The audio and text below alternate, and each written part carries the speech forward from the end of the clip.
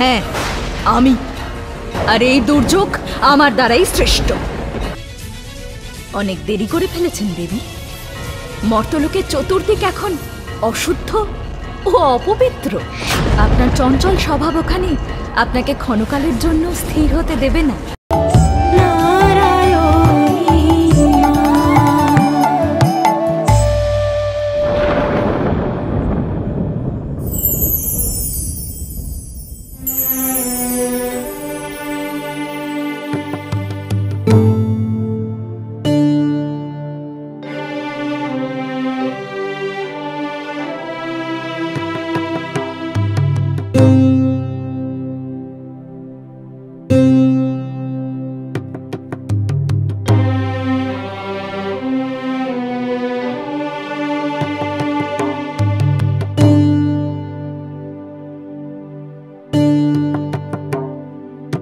কি গো, একা একা কি করছো?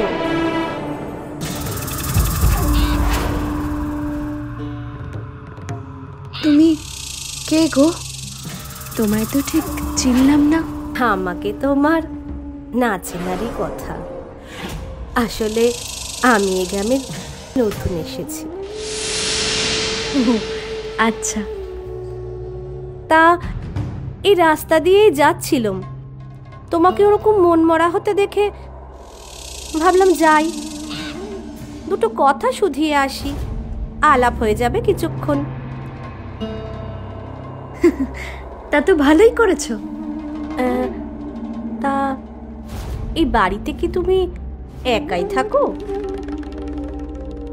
না না, একা থাকবো কেন?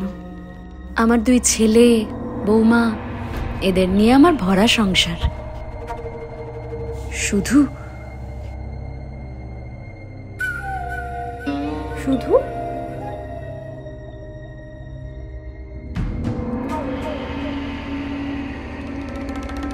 ও, তোমার বরকে বুঝি খুব মনে পড়ে না? পড়বে না? সেই তো আমার জীবনের সব ছিল গো।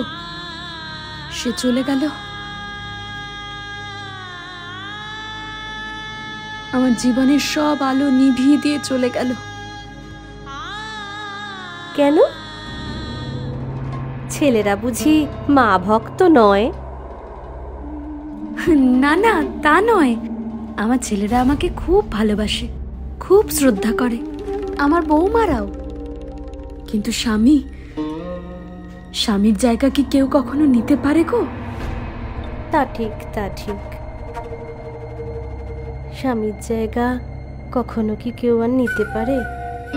এই আমাকেই দেখো না, এই গ্রামে এসেছি, আমাকে একা রেখে আমার বর চলে গেল শহরে কাজের খোঁজে। তাকে ছাড়া মন যে কেমন করে, সে যদি বুঝতো। কি আর করবে বলো,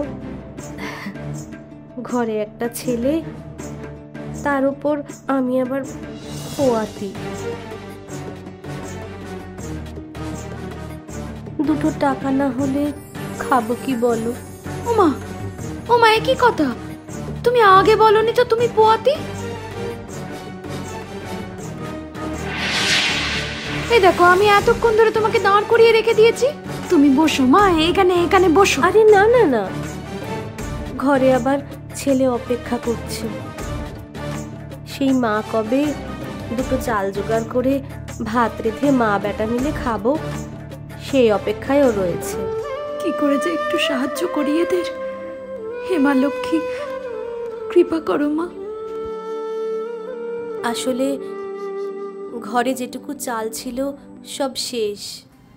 আসলে ওর বাবা কবে দুটো টাকা রোজগার করে সেই চাল কিনে ভাত হবে, সেই আশায় কি আর পেটের খিদে সহ্য করা যায়? তাই বাধ্য হয়ে বেরিয়ে পড়লাম আর কি, যদি দুটো চাল খুঁজে পাই। আরে পোয়াতে মেয়েটা এই শরীর নিয়েও এত খিদে সহ্য করে বেরিয়েছে, কিন্তু আমি কি বা করতে পারি এদের জন্য? বড় খোকার বাবা চলে যাবার পরে তো আমার হাতে একটা টাকাও থাকে না যে কিছু অন্তত দিতে পারবো। কি করে যে একটু সাহায্য করি এদের।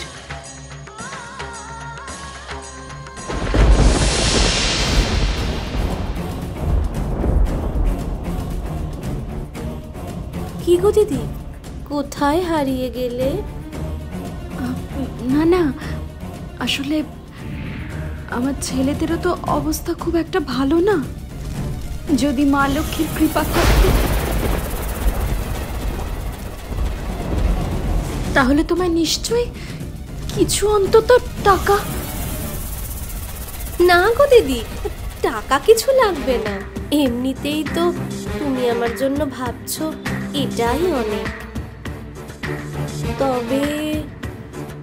তবে কি বলো না, আমাকে বলো।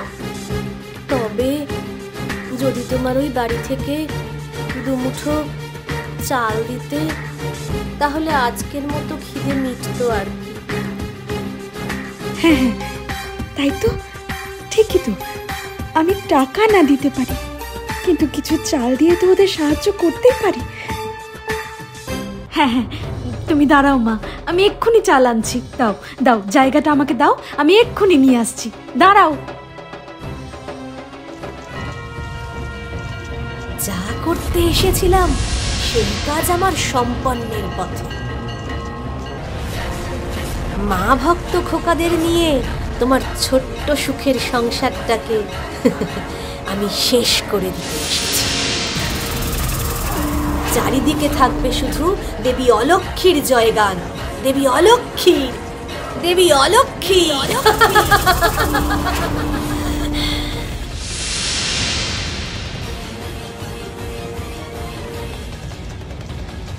এই নাও মা, ধরো।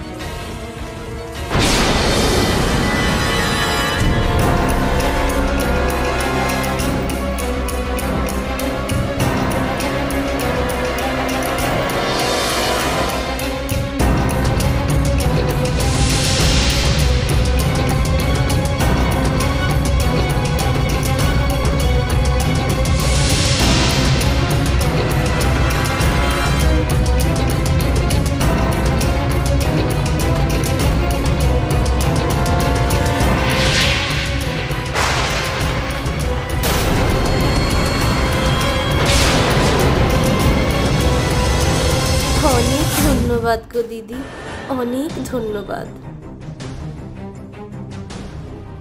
মায়ের আশীর্বাদে তোমার এই সংসার আরো ভরে উঠুক। এখন চলি গো দিদি, ঘরে আবার ছেলে অপেক্ষা করছে। আবার আসবো কিন্তু। হ্যাঁ হ্যাঁ হ্যাঁ, নিশ্চয়ই এসো, আবার এসো। আসবো তো অবশ্যই, যতক্ষণ না আমি তোমার সুখের সংসার পুরোপুরি শেষ করছি, ততক্ষণ যে আমাকে আসতেই হবে।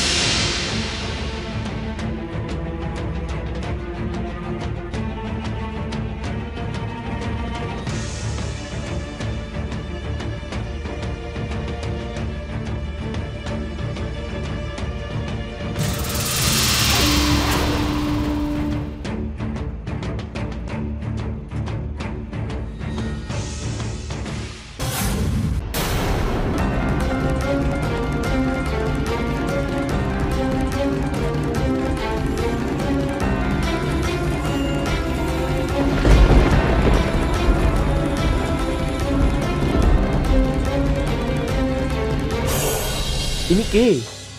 আমাদের বাড়ি থেকে বেরোচ্ছেন? একে চেনো?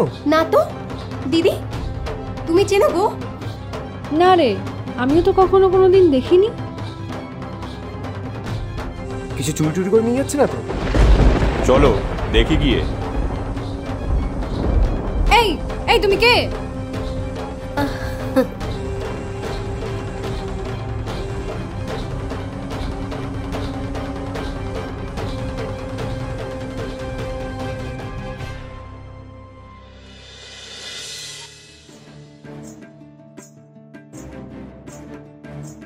আমি তো এ বাড়িরই কর্ত্রীর পরিচিতা। তা কিরম পরিচিত? কই আগে তো কখনো দেখিনি।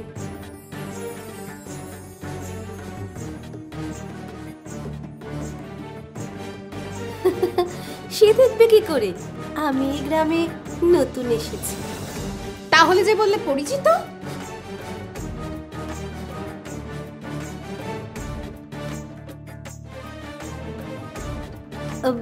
সে পরিচিতা হতে আর কতক্ষণ? জানার ইচ্ছে থাকলে সবই জানা যায়। খেয়ালি ছাড়ো তো, তোমার হাতে বাটিতে কি?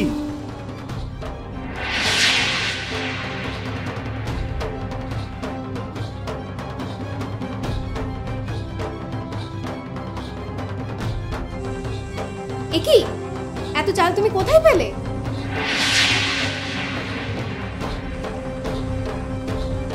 আর নিয়ে যাচ্ছ কেন? এই বাড়িরই করতে দিয়েছে গো। আপনি পর্ণকুটিরে থাকুন কিংবা প্রাসাদ, পরিচ্ছন্নতা আপনার একান্ত প্রয়োজন। আপনার বাড়ি যদি পরিশুদ্ধ এবং পরিচ্ছন্ন থাকে, আপনার মনও থাকবে একাগ্র। চিত্তের প্রশান্তিও তার সাথে অঙ্গাঙ্গিকভাবে যুক্ত। অপরিচ্ছন্ন ঘর ও অশুদ্ধতা নিয়ে আসতে পারে আপনার পরিবারে অশুভ শক্তি, যা আপনার কর্মফলও বাঁচাতে পারে না।